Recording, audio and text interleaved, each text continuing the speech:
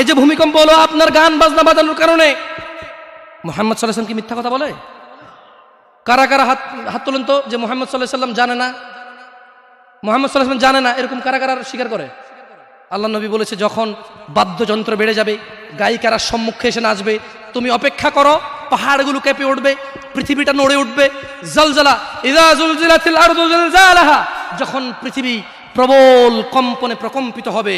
ওয়া আখরাজাতিল আরদু আসকালাহা, যখন এই মাটি তার ভিতরে যা আছে একদম লাথি মেরে বের করে দেবে, লাশ হোক আর যাই হোক, মাটি বলবে যে বের হো, বের হো আমার থেকে, বের হো, আমি তোর আর কাউকে রাখবো না।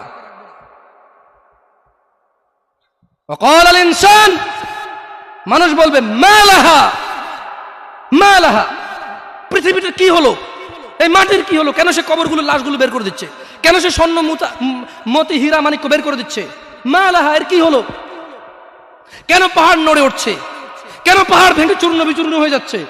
মানুষ বলবে মালাহা, পৃথিবীর কি হলো, বিআন্না রাব্বাকা আওহালাহা, পৃথিবী এটা করবে, বিআন্না রাব্বাক, কারণ তোমার প্রতিপালক আওহালাহা, পৃথিবীকে আদেশ করেছে।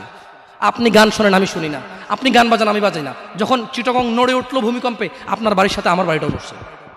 বন্ধ করেন এই জুলুম আমাদের উপর, আল্লাহর দিকে তাকিয়ে বন্ধ করেন, আল্লাহর দিকে তাকিয়ে বন্ধ করেন। আপনার বাড়িটা যদি ভেঙে ফেলার ইচ্ছা হয়, বুলডোজার ভেঙে ফেলেন, কেউ ধরবে? কেউ জিজ্ঞেস করবে আপনাকে?